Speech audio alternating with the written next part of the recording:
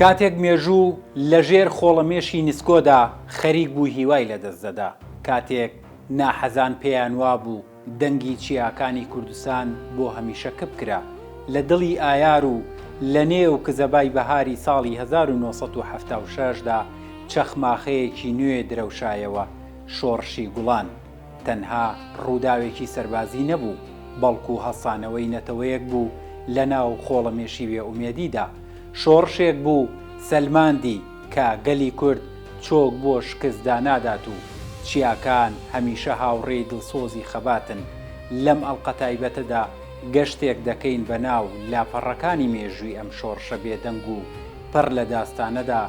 دەپرسین چۆن یەکەم فیشەک تەقێندرا و چۆن گوڵان بووە پردی بەردەوامی خەباتی گەلەکەمان. تەماشاوانمان بن.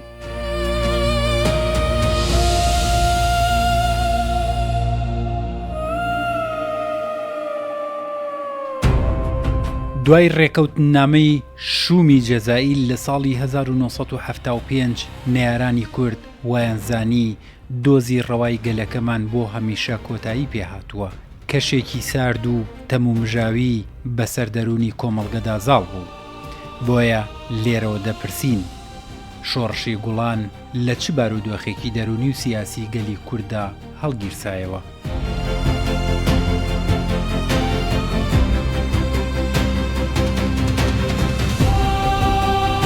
سەرەتا سوپاسی جەنابت و سوپاسی بینەرانەکەین وە پیرۆزبایی لە جەنابی سەرۆک بارزانی و سەرکردایەتی پارتیمان و یەکەیەکە هەباڵان و ئەندامان و دۆستان و لایەنگرانی پارتیمانەکەین بۆ ئەم ڕۆژە پیرۆزە کە شۆڕشی گوڵانی تیا دروست بوو، تیا بەدیکرا. شۆڕشی گوڵان لەوە دروست بوو لە دوای نەکسەی 75. ئەتوانین بە سەریعە بە کورتێک باسی شۆڕشی ئەیلولکەی کە چۆن شۆڕشێکی گەورە و مەزن دەرچوو کە شۆڕشێ و 13 ساڵ دەوامی کرد. لە ئاخریە لە ئیتیفاقی ئازارە ئەو ئیتیفاقەت 4 ساڵ دانرا بۆی کە بەندەکانی بەیانی ئازار جێبەجێ بکە ڕژێمی ئەو کات. بەڵام بەداخەوە 4 ساڵ تەواو بوو بەندەکان جێبەجێ نەکرا و بگرە مەعامەلاتیشی لەسەر. بۆیە لە 75 لە 74 کۆتایی سەرتا 74 مانگی سێ کە ئەو ئیتیفاقە سەری نەگرت شۆڕش دروست بووە. بەڵام ئەو کاتە خۆشیەکەی لەوە هەموو جەماوەری کوردستان چووە دەرەوە و یعنی زۆربەی زۆری هەتا ڕۆشنبیرەکان یعنی دەوائیرەکان شۆڕش لە جاران گەورەتر بوو ئەو ساڵی 74 بۆ 75.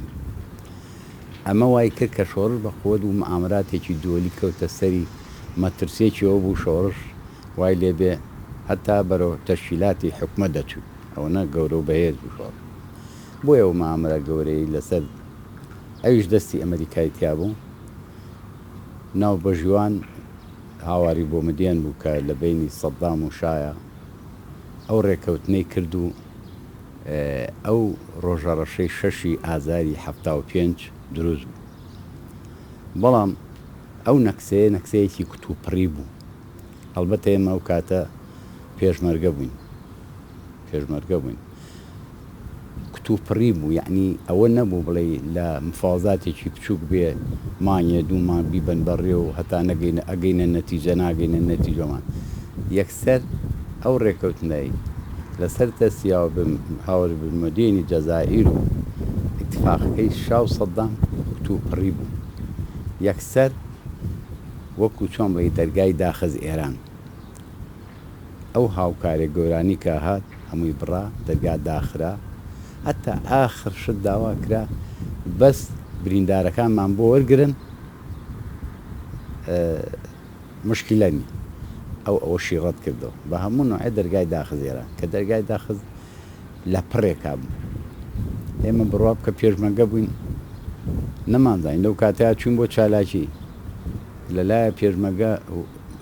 هاواری لێبەرز بوو، لەلایە هەڵگە چوو بۆ چالێکی ئەوە کتوپڕی بوو یانی نەکسەکە کتوپڕی بووتر بوو بە سێ بەشەوە ئەو هێزی پێشمەگە قارەمانە زۆرە بوو بە سێ بەشە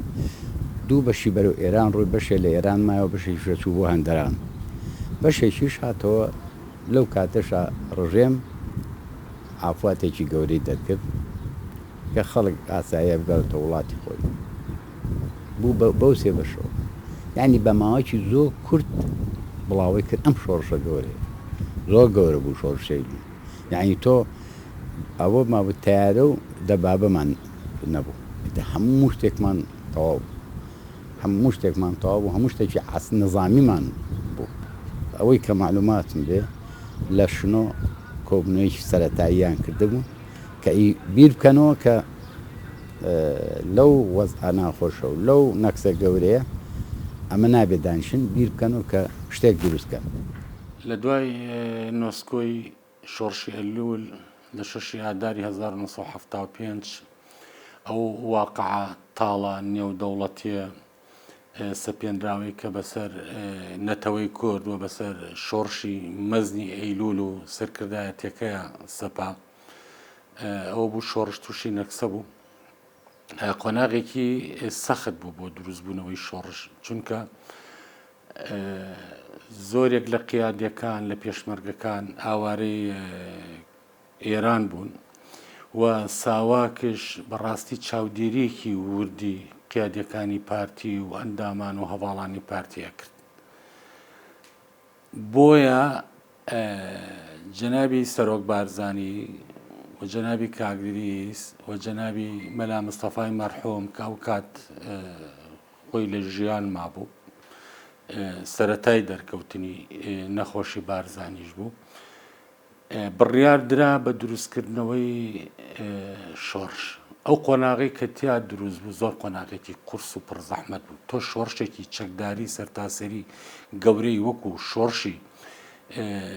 ئەیلولت هەبێ بەڵام تووشی ئەو نەکسەیە بێ من ئەمەوێ باسی یە قسەیەکی هەردان تکرێتی بکەم کتێبێکی ئەڵێ باندێکی چەتە و ملیشیا بووین لە پشتی سەدام حوسێنەوە ئەڵێ ئەگەر مفۆزاتی شۆڕش و حزب سەرکردایەتی حکوومەتی عێراقی حزبی بەعس نەبووە ئەڵێ ئەوەندە چەک و ئەسلحەمان نەما بوو کەوا بتوانین بەرگری پێ بکەین ینی شۆڕشەکە ئەوەندە بەهێز بوو هێزی لە حکوومەتی عێراقی بڕی بوو بەڵام بەداخەوە ئەوە بوو لە ئەو کارە ساتە لە ئەو نۆسکۆی کە بەسەر شۆڕشی ئەیلول هات لەو ئیتفاقی جەزائیر کە کرا کۆتایی بە شۆڕشات بەڵام دروستبوونەوەی ئیرادە دروستی کردووە بڕوابوون بە قەزیەیەکی نیشتیمانی نەتەوەیی دروستی کردووە بۆیە دروستبوونەوەی ئاسان نەبوو ئەگەر بچینە ناوورد و دریشتی دروستبوونەوەی بەڕاستی تەنها دروستبوونەوەی شۆڕش کاتی زۆر دەوێت چۆن پەیوەندی کرا بە تەنانەت سەرکردایەتی کۆنەکە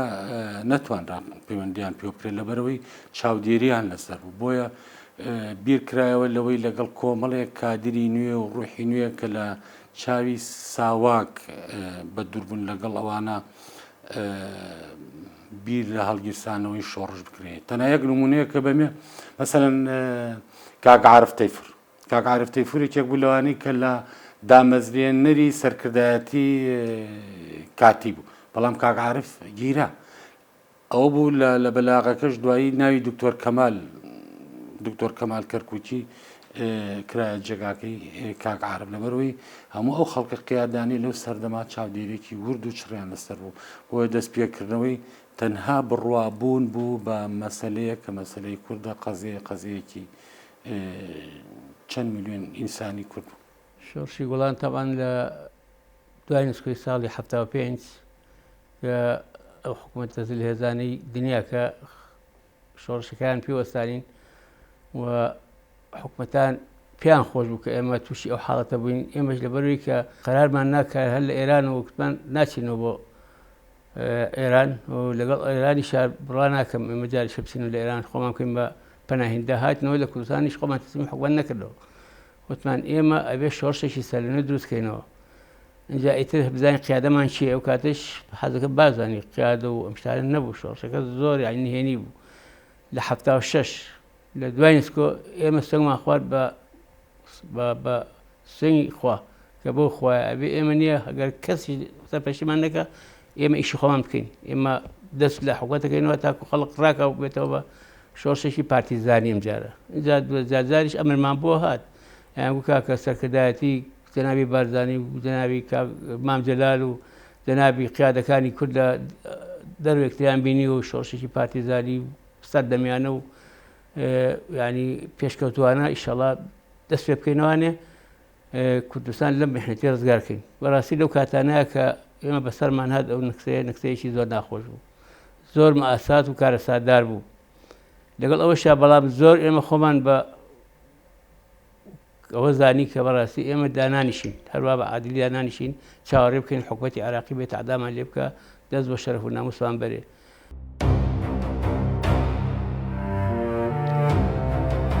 هەموو جوڵانەوەیەکی ڕزگاری خوازی بۆ ئەوەی بتوانێ جەماوەەر لە دەوری خۆی کۆ بکاتەوە پێویستی بە نەخشە ڕێگا و هێڵێکی فکری ڕوون هەیە کە ئومێد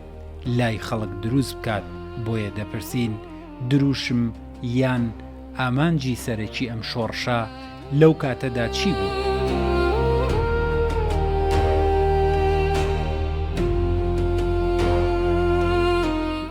کۆمەڵە هەبوو لەو کاتەیە خەتی پان هەبوو بزوتنەوەیش هەبوو ئێمە شوکو قیادەی موقەت لە هەمیان زیاتر بووین لە هەمیان زیاتر پێشمەگەی چاک و بە ئەمەکمان لەگەڵا بوو لە دەریشەوە کە چوونە دەرەوە دوای وردەوەدا عەبدولمەلیک عەلی عوسمان و ستاری سعی خەڵەف و بزوعەیەک پیاوی بەڕاستی قارەمانی سلێمانی هاتن ڕزەکاری شۆڕشەوانێ وای لێ هات مەفارزمان ئیتر بە ڕۆژ جێمان نایە بە ڕۆژ دەرەچوونە گەڕاین دوای ئەوە ئیتر چالاکیمانە کرد لە ڕێگای قەیوان ماوەت یەکەم ئاربیجیک هات بوو ئێمە بە ڕەحمە بێشێت ئەنەوەی مەسڵتاوەتی کاکە ئەمە یەکەم جار ئاربیجێ بینم ئەتوانم یارمەتی ئەتوانم داوا بکەم بەیەکەوە بچین ئەم چالاشی بکەین وتمان بەسەر چاو لە ڕێگای قەیوان ماوەت کەمینێکیان دانا کەمینەکە زۆر بەقووەت بوو من لەو کاتا لێ نەبوو بەڵام کاک نەبەز برینار بوو بەهۆی کاک نەبەزەوە عەسکەرێکی زۆر کوژرا بەهۆی کاک نەبەزەوە بەڕاستی نەمانتوانی چەکوشت کۆکەنەوەمانە و چەشی زۆر کەوت و عەسکەری زۆر کوژرا بوو وەالحاصڵ گەورەترین چالاشی ئەو کاتی قیادەی موقەت بوو ئەمە بەڕاستی لە ڕووی مەبدەئیەوە یعنی بەرپەشدانەوەی نەسکۆ ئەمە زۆر زۆر مهم بوو تۆ ئیرادەیەک بکەی بە دروشمی خۆت واقعێکی تاڵ کە تووشی شۆڕش بووە بیت چۆن تێی بشکێنیت بۆیە ئەمە دروشمی ئەساسی شۆڕش بوو و بڕیاردان بوو لە بەردەوامی بوونی شۆڕش لە پێناوی دەستکەوتەکان لە پێناوی ئەو مافانێک کەوا سەدان پێشمەرگە لە پێناوی شەهید ئەو بکنەوەی لەوەی کە ئێمە بگەڕێنەوە بۆ دروستکردنی شۆڕش و ئەبێ ئێمە ئەو ئاوات و ئەو دروشمە و ئەو نێکە بێینەوە کایە بێینەوە ئەوەی کە ئەبێ ئێمە شتێ بکەینەوە بەڵێ ئومێدێک دروستکەن بەڵام هەر هیچ نەبوو ئێستا چونکە هەر پەرتەوازەی ئەوەی کا چۆ ناو ئێرانەوە تە بوو بە سزن ئەو چوە هینێکی ئاوارەییەوە بەڵام قیادە ماڵی بارزان و چەند قیادەیەکی نزیک و دە و ئەوەی کە لەگەڵیان ئامایەوە لە کەرەچ ئێران شوێنێکی بۆ دیاریکردن لە شاری کەرت لەوێمانەوە ئەنجای تەمدیسەوە وردە دیارە کۆبنەواتی خۆیانە بۆ چی بکەن و چینە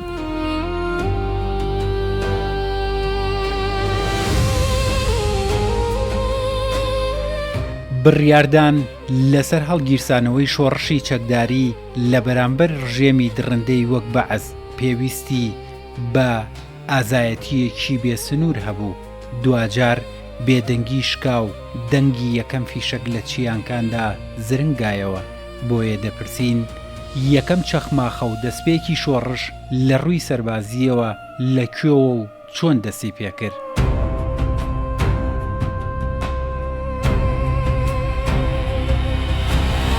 من ئیشێکیا پێسپاد بنە سلێمانی ساڵی 76 بوو سەرەتای 76 یەکەم فیشەکەم تەقانم ومێدم کردەوە بەری خەڵقا کە شۆڕش دەست پێ کردەوە حکومەتی عێراقی بەدەستمان شێت بوو هاواری لێ سا بوو هاوار ئەم شەبەکەی چیە شەبەکەش تەڵان مەجموعەیە بووین پێنجۆ کاتینەوە بن بوو شەید یاسینی حەمە حەسەن بوو سبە قاسمی ڕەحمەتی بوو ئەنوەی نەجاری ڕەحمەتی بوو خەسری حەمید مەحە بوو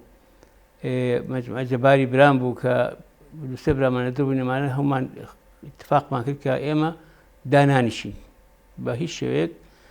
دانیشتن لەم کاتەیە بەڕاستی عیبەیە بەڕاستی دانیشتن ئەمڕۆ بۆ ئێمە ئەبێ سەر شۆڕکەین بۆ ئەم دوژمنە نەحەزانەمان کە ئەوە پێمان پێەکەن لەبەرەوە ناتوانین ئەگەر خۆمان دابێ بە کوشت شتێکەکەین ئەوە بوو دەستمان کرد بە چالاکی چاکمان کردەوە چالاکیمان کرد بەڵام بەڕاستی برادێک هاتە ناومانەوانێ چەند محاولەمان کرد کە نەهێڵین بێت برادێکی کەمان لەگەڵا بوو بڵێن کەوەی سەرپەرچی ئیشەکەی بۆ کردین وتی باشەکە کە ئەوە من وازەوە هێنم بەڵام لە ژێرەوە هێنابووی کە هێنابووی بۆ عملیەک ناردی کە عملیەکە بکە چوو بە کابراوە کاکە من هاتم تۆ بکوژم ئێوەتی کاکە بۆ ئەوواکەی تۆ پوشیوانە وەرە من ئەچم خۆم نەقلی بەغاکەم شتی وا مەکە وەرە لەگەڵما بۆ ئیستیخبارات ئەو شەبەکەی تەسلیمی حکومەتی عێراقی ئەویش پێی تو لێ پاڕابەوە کابرا زۆر لێ پاڕابەوە وەڵڵاهی دەی تەسلیم لە ئیستیخبارات دەم هەمیش لەگەڵ ئەوانایە کابراکەش مەشهورە هەمووشکەش ئەبوو سلێمان شەزانێ بەرحاڵ وەڵا ئەوە بوو ئەبرقەزمان دەرچوو من و خەسری حەمید مەحە و شەید ئەنوەر دەرباز بووین بەڵام ئەوەی کە گیرا ئەمیان عیدام کران لە موسڵ ئێمەش چونە دەرەوە بوونە پێشمەرگە ئەو کاتەش کە چونە دەروانێ بڕات هەبێت لە ڕۆژان ناتوانین دەرکەوت نەتوانین دەرکەوی ئیلا بە شەو نەبێ گەڕاین بەسەر ئەم دیاتانەوە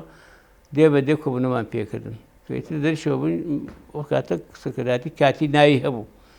ئێمە 70 پێشبگە بووین یەکەم چەخماخە طبعا لە زینۆ لە منطقەی حاجی ئۆمەران لەوێ پێکدادانێک بوو مەفرەزەیەکی ئەمە کەوتە ناو کەمینێکی حکومەتی عێراقیەوە ئەوە بوو یەکەم شەیدش شەید عەبدوڵڵا لەوێ شەهید بوو کە ئامر بە تالوێن بوو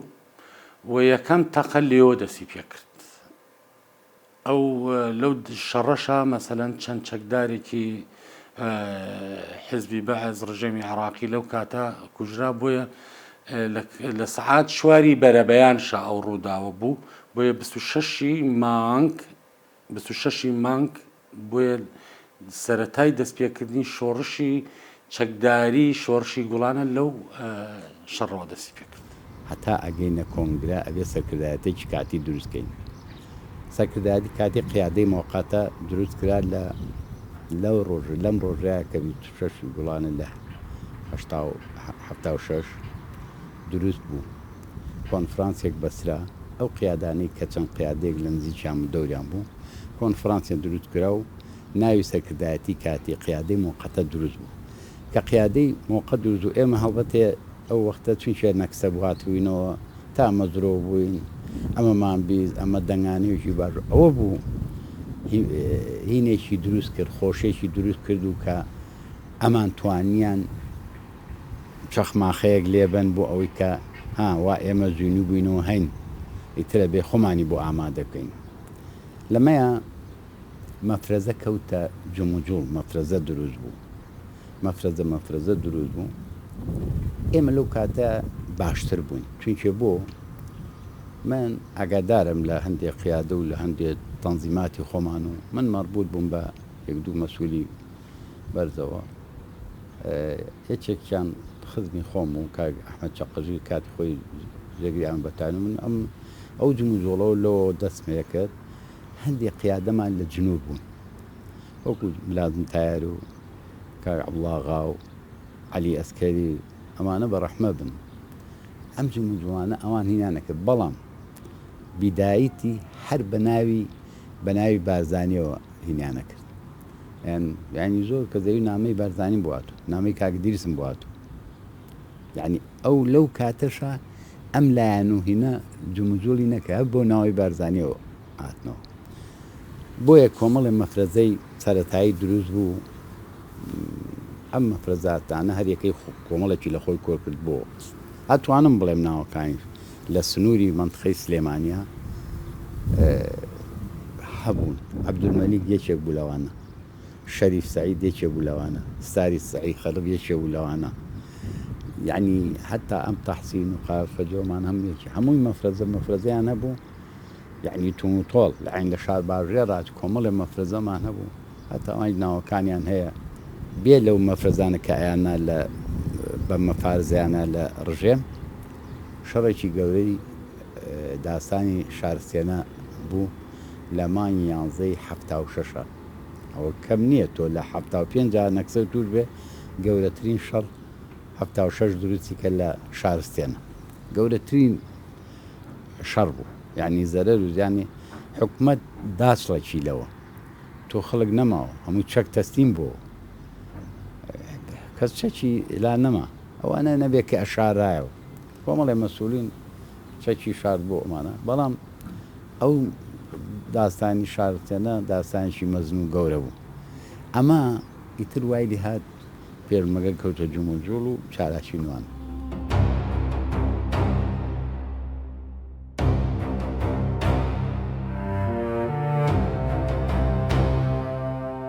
ئامادەیی سەرکردە مەیدانیەکان لە ناو جەرگەی خەبات و لە تەنیشت پێشمەرگەکاندا هەمیشە هاوکێشەکان پێچەوانە دەکاتەوە. گەڕانەوەی سەرکردەکانی پارتی دیموکراتی کوردستان بۆ سەرپەرشتیکردنی ڕاستەوخۆی شۆڕش قۆناغێکی نوێی دەست پێ کرد. بۆیە دەپرسین گەڕانەوەی سەرکردە دیارەکانی وەک شەهیدی نەمر، هەمیشە لە یاد ئیدریس بارزانی و کاک مەسعود بارزانی بۆ سەرپەرشتیکردنی مەیدانی شۆڕشەکە چ کاریگەریەکی بەسەر وورەی پێشمەرگە و جەماوەری کوردستانەوە هەبوو. کە سەرکردایەتی کاتی دروست بوو قیادی موقەتە ئەمان بە تایبەتی جەنابی کاک ئیدریسی ڕەحمەتی و جەنابی کاک مەسعود ئەمان خۆیان لەگەڵ چەند کەسێکە چەند ئەندامێکی بەرزی قیادیمان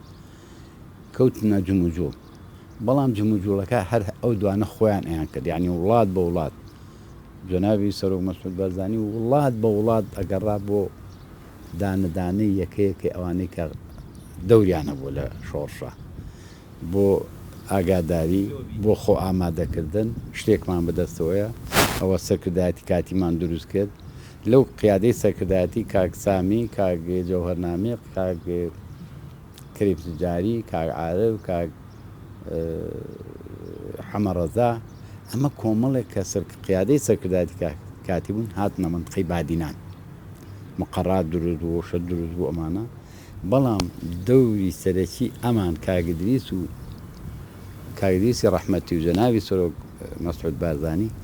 ئەمان دەورێکی سەرەکییان هەبوو لە هەموو ئەوروپا و ئەمریکا و کاک ئیدریسی ڕەحمەتی چەند بەشێکی تەواو بوو بە ئەندامی مەکتەبی سیاسی لە کۆنگرەی نۆیە چەند بەشێکی گەورەی ئیدریسی ڕەحمەت یەکێ لەوانە پەیوەندیەکان پەیوەندی بە قووت نەکسە کە دروست بوو من وەکو لە پێشا باسم کرد ئیشەکان دابەش کرا. مەسەلەن جەنابی کاک ئیدریس بارزانی ئیشی ڕێخستنەوەی تەنزیماتی ئاوەرەکانی پێسپێردا. جەنابی سەرۆک بارزانی ئیشی ڕێخستنەوەی هێزی پێشمەرگە و ڕێخستنەوەی مەفارزەکانی پێسپێردا. بۆیە هەردووکیان ئەم دوو سەرکردە کارێزمایی پارتی و گەلی کورد کارەکانیان دابەش کرد لە نێو خۆیانە. بەڵام لە ژێر ڕێنووی و ئیتاعی جەنابی بارزانیدا. چونکە کە بەیاننامەی شۆڕشی کاتی دەستپێکردنەوەی شۆڕش دەستپێکا جەنابی بارزانی دەیبینێت بەڵکو تێبینیشی دەبێت و بە گۆڕانکاری و دوایی بڵاو ئەبێتەوە. و حزوری جەنابی کاک ئیدریس لە ناو ئاوەرەکانە زۆر گرنگ بووە و زۆرش قورس بووە. مەسەلەن ئێستا احتیمالە بڵێت مەسەلەن خەڵکێک بڵێ جۆری کاک ئیدریس لە شاخا نەبووە، بەڵام لە شاخ سەختتر بووە و شاخش لە ناو ئاوەرەکان سەختتر بووە. چکە لە شوێنێکە هەوڵی ڕێخستنەوەی هێزی پێشمەرگە و ئاوەرەکانی داوە زۆر ئەرکێکی قورس بووە لەبەرەوەی چاودێریەکی وردی ساواکە بووە بەسەر سەرکردایەتی شۆڕشەوە و ئەو خەڵکەش کە لیوانە بووە پەناهەندە بووە لێ قەومان بووە ینی تۆ چەند دەورێکی کاریگەری هەبووە لە کاتێکات تۆ جێگا و ڕێگا و پۆشاک و خواردن و ئەوە بۆ ئەو خەڵکە دابین بکەیت کە ئاوارە بووە لە پێناوی شۆڕشە لە کاتێکات بێت خەڵک ڕێخەیتەوە تەنزیمی کەیت بۆ ئەوەی تەسلیمی شۆڕشی کەیتەوە لە باشووری کوردستانە بۆیە ئەمە ئەرکێکی بەڕاستی زۆر قورس بووە لەوانەیە پێناسەکردن و باسکردنی ئاسان بێت بەڵام دەوری جەنابی سەرۆک بارزانی و بۆ خۆی لە خۆیان زیندووبوونەوەی دڵی شۆڕش بوو لە باشووری کوردستان کاک مەسعود جەنابی ئیتر سەرپەرشتی شەکانی کرد کاگەلیسی هەمیشە زیندوو زۆر جار علاقاتمان لەگەڵ ئەوە هەبوو ئەچوونە کەرەت هەندێک معلوماتمان لەو وەرەگرت هەندێک چالاکیمان لەوە بۆ ئەهات کە ئەو شانە بکەین نێمەش بەپێی داواکارەکانی کاگلیس ئەوەی کە پێویست وایە بکرا ئەمان کرد ئەوەشی نەکرا لێت بە دروینا نەمانتوانی نەئەکرا لەبەرەوەی کە ناکرد دەستمان توانیمان کۆمەڵی ئیشی باشین توانیمان کۆمەڵی دژمن ترسێنین و لە حاڵەتێکی واشە بەڕاستی ئەو کاتانە زۆر زەحمەت بوو من ماڵ ناڵم هەبوو پێشمەگە هەمووی زۆری ماڵ ناڵی هەبوو حیاتیان لە خەتەرا بوو لە دێهاتەکان ترسێمان هەبوو ئیخباریمان بکەن چکە ئێمە ئەمری ئیعدامان دەرچوو بڕیابی ئەگەر هەر دەقێ بگیرە نابە مەمردویا بەزیمەتی حکوومەتی عێراقی یەکی 100,000 دیناری و کاتی دەسەتدا نابووین هەست کەسی ئەمانە بگرێت بەزیمەتیا بە مردوێتی یا مناڵەکانیشی عینە شت ئەمری ئیعدامیان دەرچوو بوو ئێمە توانیمان بەڕاستی ئەو تەسحێ بە خۆمان بین جێ بوو قرارە نین کە ئەمڕۆ حکوومەتی عێراقی ئیعداممانەکە ئەمان کوژیا مناڵمانە کوژێ یعنی خۆمان خستە پێنای ئەم شۆڕشە کە لەخوا بەزیا بێت تاواکەری شۆڕشی ئەیلول بوو توانیمان سەرکەوتنیش بەدەست بێنین.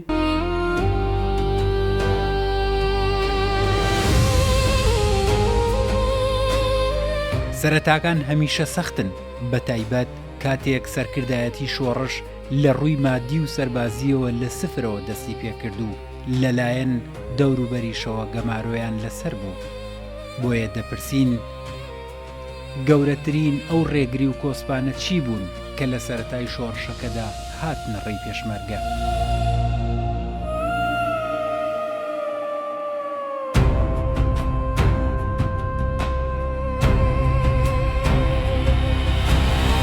سنووری سلێمانی تا هەولێر ئەو مەفرەزانەی کەوتم پیابوونی خۆمان بە ناوی خۆمانەوەی نیانەکرد ئەنجام مەفرەزەی تری لایەنەکانی کە بزات بزوتنەوە و کۆمەڵ و ئەمانە هەبوون پیابوون بۆ لیانی ڕێبازی بارزانی ئەمە کۆچپێکی دروست کرد ئەمە بۆ لەوە ململانەی یەکتری پیابوو ئەی تۆ کە خەڵکە پەلامارەیە بێت تۆش پەلاماری بێتەوە وانە ئەوە بە تایبەتی مەنطقەی سلێمانی تا هەولێر ئەمەی تیا دروست بوو ئەو لایەنانە کە دژی پارتی بوون هاتنە سەرەوەی کە پروپاگندە بۆ ماڵی بارزان دروستکەن ئەمە وای لێکە شەڕت دروست بێ تۆ لەوە دەرچوویتە مەشغوڵبی بە ڕژێمەوە ئەچووی مەشغوڵبی بە شەری یەکتریەوە ئەمە کۆچێکی گەورە بوو ئەو پروپاگندەی ئەو لایەنانی کە پیا بوون دژی پارتی مشکلەی گەورەی دروست کرد بووە بە کۆس. ڕێگریەکان زۆرن مەسەلەن دروستبوونەوەی شۆڕش تۆ چەکت بەدەست نەماوە زۆربەی پێشمەرگات لە کاتی نەکسا تەسلیمی ئەو واقعە تاڵە بوو کەواکرا دوو لە کاتی دەستپێکردنەوەی شۆڕش ئێمە چەند با بڵێن مەژغوڵی حیزبی بەحس و دروستبوونەوەی شۆڕش بووین لە بەرامبەر دروستبوونەوەی شۆڕشکە دروستکرا پارتیان بێت لایەکی چاوی پارتیان بێت بۆ قەزەیەکی کە لە بەروی دژایەتی پارتی ئەکرا و حیزب و ڕێکخراوی کە دروستکرا بۆیە ئەمە کۆسپێکی بەڕاستی کۆسپێکی زۆر ئەساسی بوو بۆ شۆڕش هەرچەندە ئەو کاتێک کە شۆڕش دروستە بێتەوە جەنابی سەرۆک بارزانی نامەیەکش دەنێرێ بۆ مەرحوم مام جەلال کە لە سووریا بوو بۆی بێتەوە و بەشداری لە دروستبوونی شۆڕشی کاتی سەرکردایەتی کاتی بکات بەڵام ئەوان لێ شۆڕشێکی کەیان دروست کرد و ئامانجی و شۆڕشەش بەداخەوە هەر لە سەرەتاوە ئەنێمە جێگای داخە دژایەتیکردنی سەرکردایەتی کاتی بوو بۆی ئەمە بربەسێکی قورس بوو لەگەڵ ئەوەشتا پێشمەرگە سڵی لەوانیش ناکردوانێ شەڕی خۆیە کرد دیفاعی خۆیە کرد برات هەبێ لەوانەیە بڵێم پێشمەرگە هەبووە بە سێڕۆژ نانی نەخواردەوە بەڵام بڕێ ئەوگە بەرز بووە ئەو نەبەرز بووە گوێ ناوەتەوەی بستی بێ شوێتی قەی ناکە هەر چۆنێ بێ ئێمە بتوانین دوژمنەکەمان بەزین دوژمنەکە وا لێ بکەین کە نەتوانێت زەربەمان لێ بە زەڕبێکی لێداین بەڵام خۆ نەبێ ئەکەوتنە بەدەمی هلیکۆپتەر جارا بە هەڵانەگەتی نابن لە عاسمان فرای نەخوارەوە جارەوە بۆ شەهیدە بووین و شەهیدمانەکرد ینی کەسمان شەهیدە بوو ئەجیران لە مووسڵ ئیدامکرانەوانە پێشمەرگەش جاری وا بۆ کەوتە کەمینی ئەوانەوە بەڵام ئەوان زیاتر ئێمە زەربەمان لیان لەبەرەوەی حکوومەتمان وا ترسانە بوو بەڕاستی زۆر لە پێشمەرگە سڵێ کردەوە تەلەڤیزیۆن و ئیزاعەج و تەلەڤیزیۆن نەبوو کاتە هەر رادیۆ هەبوو بەڕاستی ئەو عالەمەش هەمووی خویا بە رادیۆ لە رادیۆ معلوماتی چالاکی و ئەو شتانی وەرەگرت لە پێشمەکانەوە.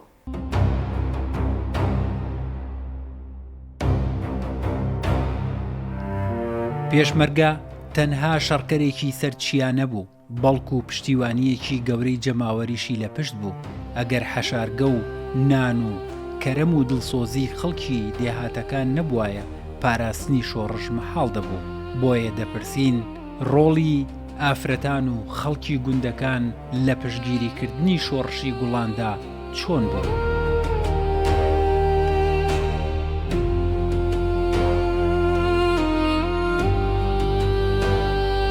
کەوتیان ئەوە کە سوپاس بۆ خواست شۆڕشەکەمان تەورێکی زۆر باشی کرد کاگیریس ڕەحمەتی تاوان ئێمە لەبەر شەڕی ناوخۆش بەڕاستی تۆزێک وەزمان خراپ بوو لەبەرەوەی کە لە دەریشەوە تۆزە منافەسە پیا بوو بەڵام کاگیریس ڕەحمەتی هاتبووە منتیقەیەن ئەوەی کە جەنابەت مامۆستا مامجلاری بینی بوو بەرەی جوود دروست بوو بەرەی کوردستانی دروست بوو لە دەرەوە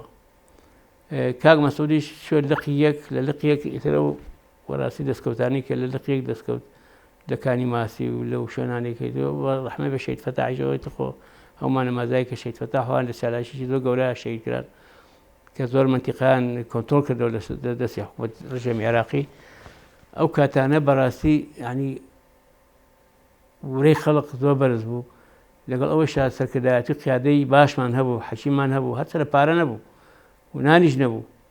دێهاتەکان نەبووە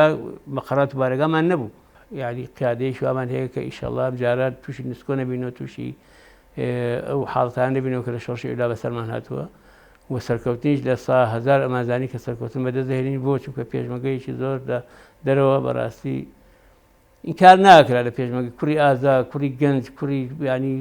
بەغیرەت لە شۆڕشەکە بووە لە شۆڕش لە هەموو لایەنەکان نەک لە لایەنی پارتی لە هەموو لایەنەکان بەڕاستی کوڕی ئازا و کوڕی بەجەجی تیا بوو و زۆر بەورە و زۆر بە ئیمانەوە شەڕیان نەکرد بۆ ئەو خاکە لایەن زۆر شیرین بوو. ڕۆڵی ئافرەتان بزەبت ناوین بیر نەماوە بەڵام خێزانی کاک تارق ئاکرەیە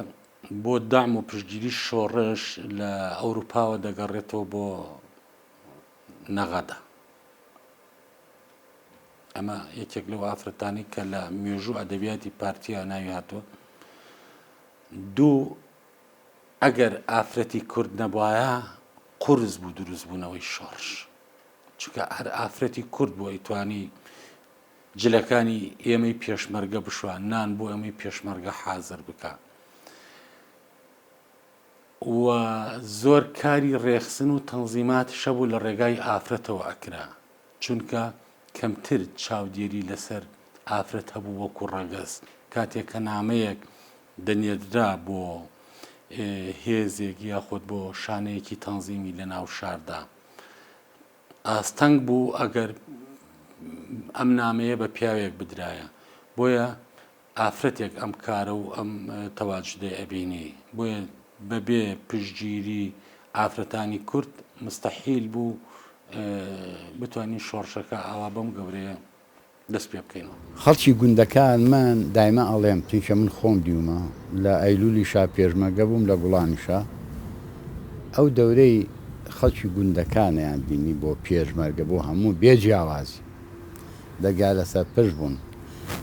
کەم ماڵ هەبوو ئەگەر متەسیرێکی تیا ببێ یان ئامادە نەبێ ئەوی نەفسیەت بوو ئەینا ئەکسەرێتی گوندەکان لەگەڵ شۆڕشەون شۆڕش گوندەکان ئەتوانی بڵێ دروستیان کە چونکە تۆ ئەگە گوندەکان نەبووە بۆ حەوانەوەیە بۆ ئیسراحەتێ بۆ هینێک نەدەتوانی تۆ تاکە گوندە ئێمە ئەومان بەسەر هات محەرەمە دروست بوو هەر لە منتخانی خۆمان لە شاباژێ برەوژوت لە منتخەی قەراخ و شوان و شێخ بوزەینی و تا کە گوندەکان نمان پێشمەگە زۆر زەحمەت پێشمەگاتی و ئیسراحەت زۆر زەحمەت لەبەرەوە گوندەکان دەورێکی سەرەکیانە بوو ئافرەتان دەورێکی تێکەڵی ئافرەتان وەکو جەنابی سەرۆک زۆر جار فەرموویەتی پیرێژنێک تعبیرێکرد بە پێشمەگایەتێک پێشمەگەم بۆ پێشمەگارەوە نییە دەسوود فەموان نان بە بوو خزمەتکردنی پێشمەگە بوو زۆر زۆر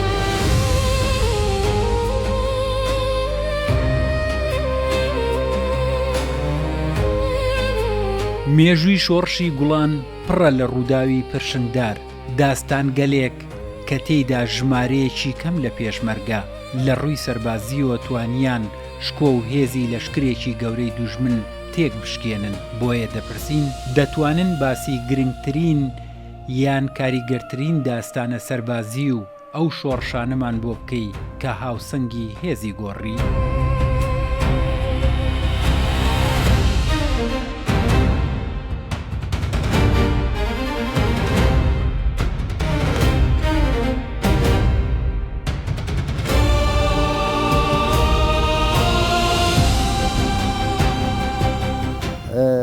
ئێمە وەکو عەرزم کردی ڕاستە لە قیادەی مۆخەز سەرکردایەتی کاتی ئەو ململانەی باسم کرد کە پیا بوو کۆشتێکە بوو بۆ ئەوەی کە نەتوانی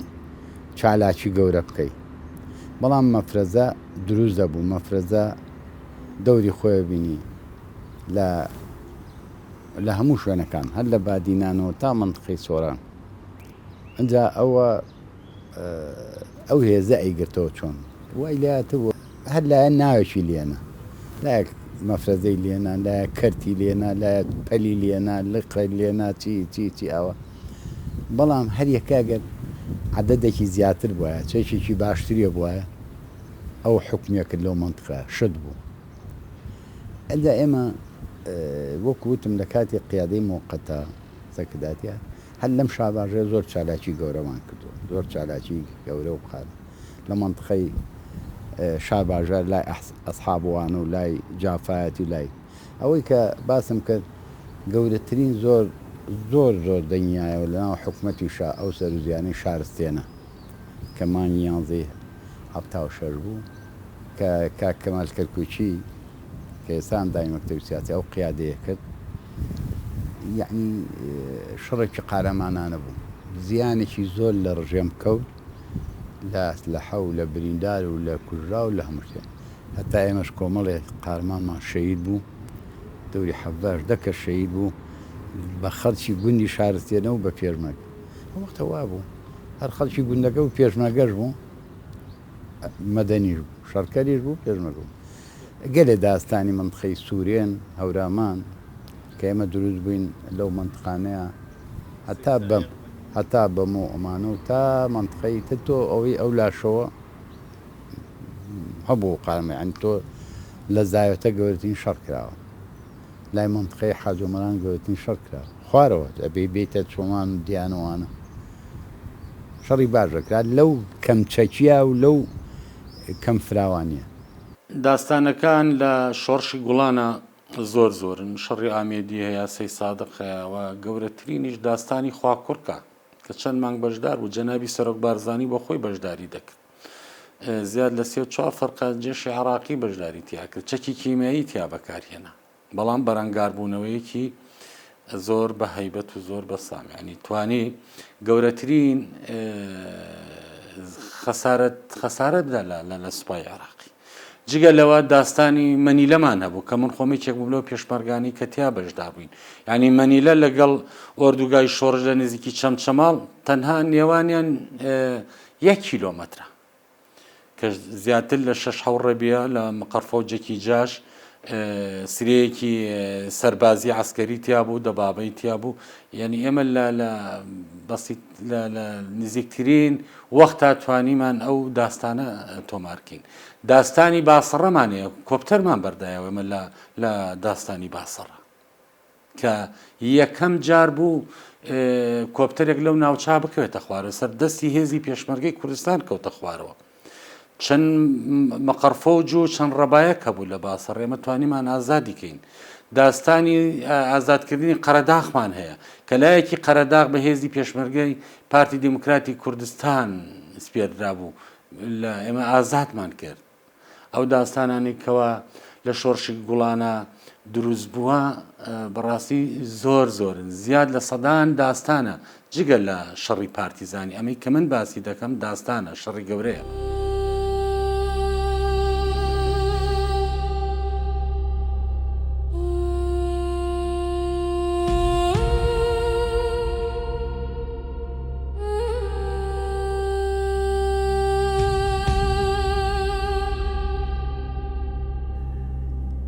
لە زانستی سەربازیدا کاتێک هێز بەرامبەر خاوەنی فڕۆکە و چەکی قورس و شەڕکردنی ڕوبەڕوو و سەرکەوتوو نابێت لێرەوە بیرۆکەی مەفرەزە و گەڕۆکەکان بەواتای مەفرەزەی پارتیزانی داهێنرا کە خەو و ئارامی لە چاوی دوژمن بڕی بۆیە دەپرسین شۆڕشی گوڵان بە شۆڕشی مەفرەزە گەڕۆکەکان واتە شەڕی پارتیزانی دەناسێنرا ئەم تاکتیکە نوێیە چۆن بووە هاوسەنگی هێز لە بەرژەوەندی پێشمەرگەدا گۆڕی لە کاتێکدا سوپای عێراق خاوەنی چەکی قورس و فڕۆکە بوو پاشان چۆن بوو بە شۆڕشی جەبهەیی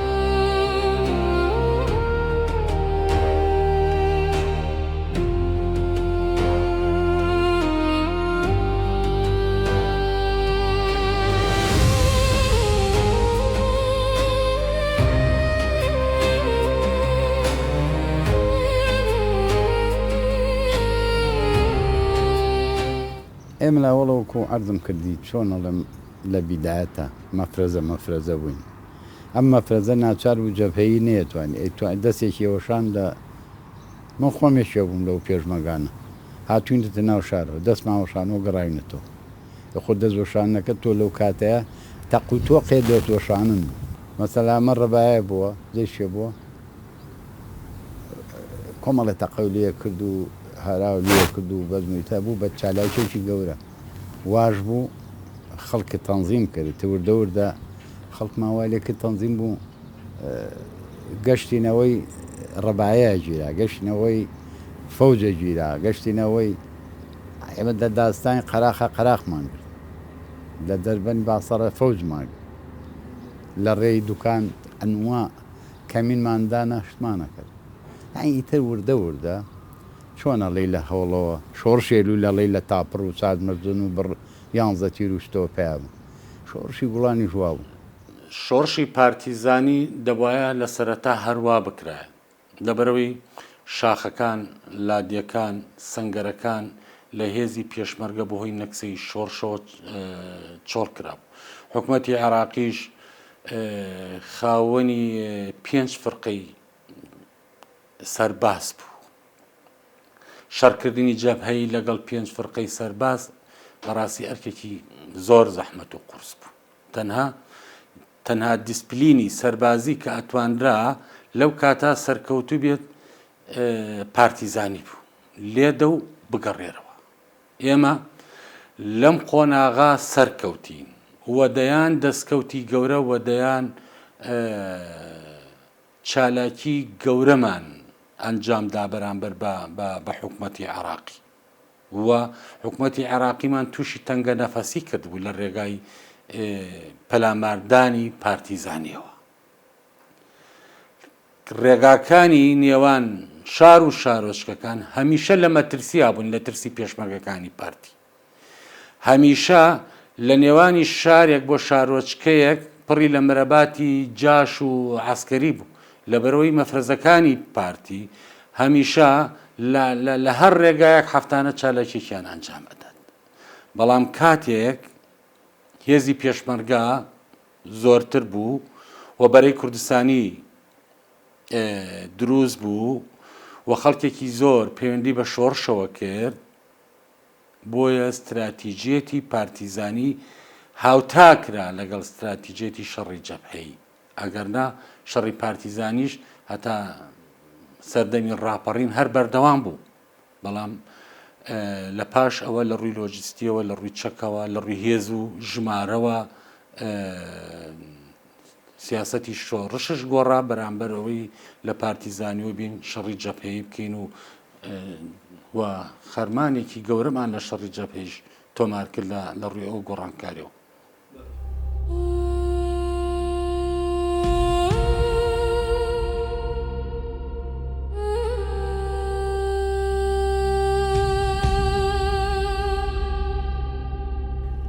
ئەو دەنگە سیحراویەی لە ڕادووی دەنگی کوردستانەوە دەهات ئێستا دەنگی ڕادووی مۆڵگەی شۆڕش دەبیستن بۆ هەر ماڵێکی کورد وەک مژدەی هیوا بوو بۆ بەعسیش وەک کابوسێکی گەورە بوو بۆیە دەپرسین ڕۆڵی ئێزگەی دەنگی کوردستان لە گەیاندنی پەیامی شۆڕش و زرنگانەوەی سرودی حەماسیەکان لە ناو ماڵاندا چی بوو چۆن سانسۆری توندی بەعسی دەشکاند.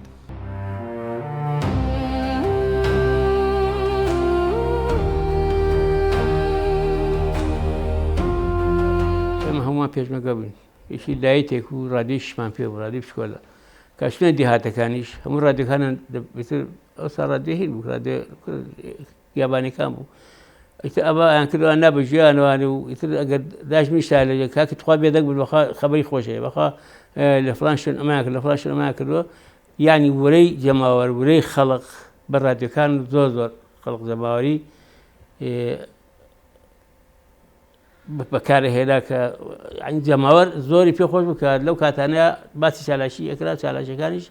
کە ئیتر لەو کاتانەیە بتوانیت تۆ چالاشی بکەیت و تۆ بتوانانی حکومەتێکی وا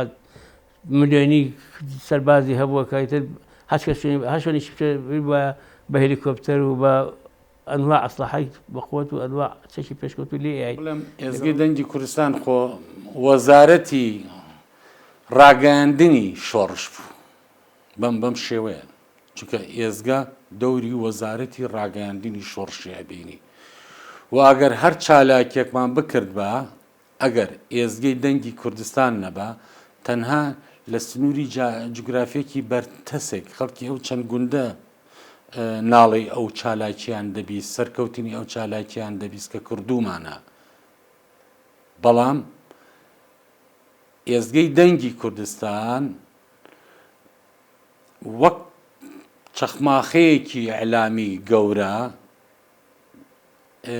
سەرجام نەتائیجی چالاکیەکانی ئەگەیان بە خەڵکی کوردستان بەڵام لەگەڵ ئەوە ئێزگەی دەنگی کوردستان سانسۆر کرابوو لە ڕێگای دەشویشاتەوە و لە ڕێگای تەجەسوسەوە من بەڵگەم لایە حزبی بەعز لەو شارۆچکەی ئێمە لە سەنگاو لە ڕێگای ئەندامی نهێنی خۆیەوە خەڵکی ناردوتە ناو حەوشەی ماڵە کوردپەروەر و شۆڕژگێڕەکان بزانێت لە کاتی کردنەوەی ئێزگەی دەنگی کوردستان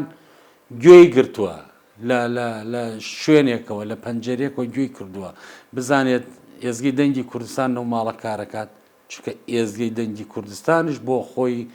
شۆڕشێک بوو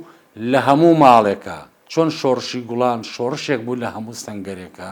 ئێزگەی دەنگی کوردستانش بە هەمان شێوە شۆڕشێک بوو لە ناو دڵ و گوێی هەموو ماڵێکی کوردستانە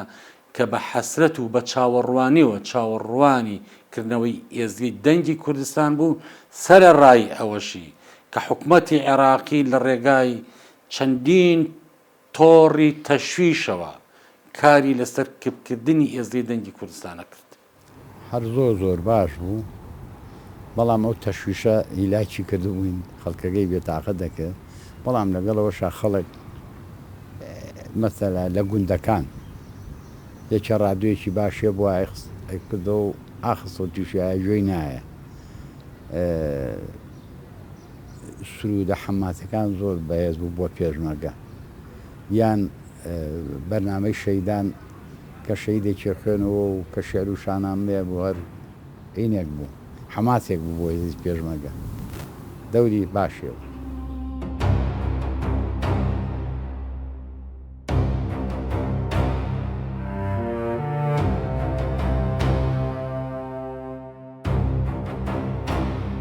شۆڕشی گوڵانی پێشکەوتن خواز تەنها چیرۆکێکی ناو کتێبەکان نییە بەڵکو و قوتابخانەیەکە کە دەبێت دوانەکانی بۆ نەوە دوایینەوە بگوازرێتەوە بۆیە دەپرسین وەک پەیامی کۆتایی نەوەی داهاتوو دەبێت چی لەوانەکانی شۆڕشی گوڵان فێر بێت.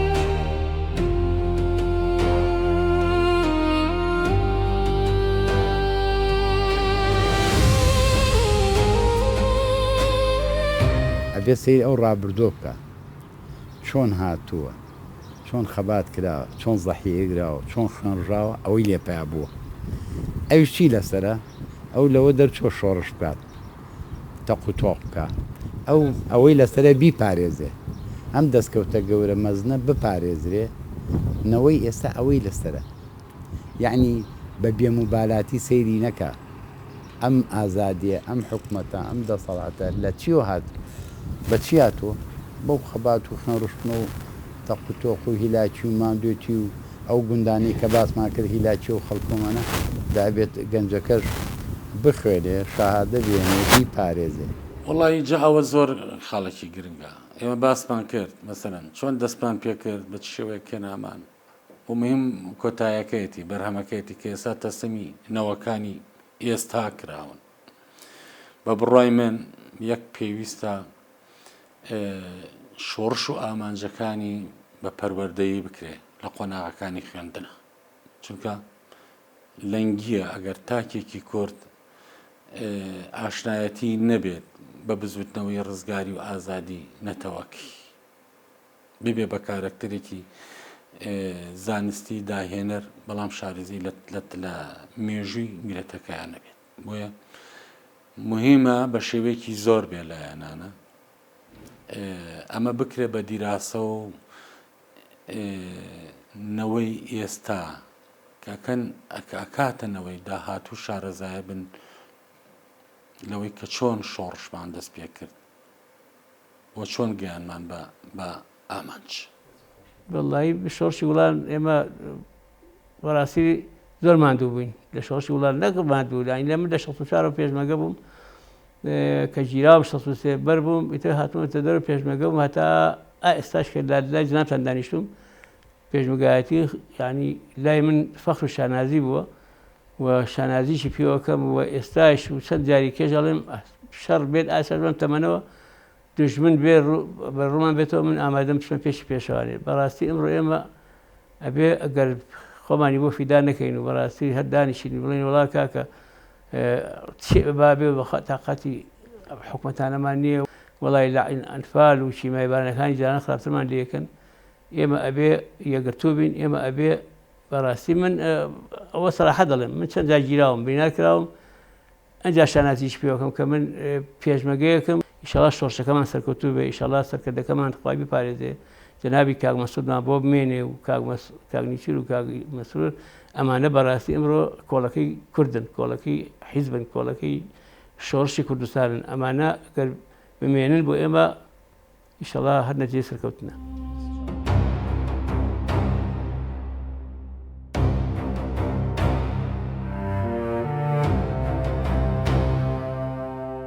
نیو سەدە بەسەر ئەو ڕۆژانەدا تێدەپەڕێت بەڵام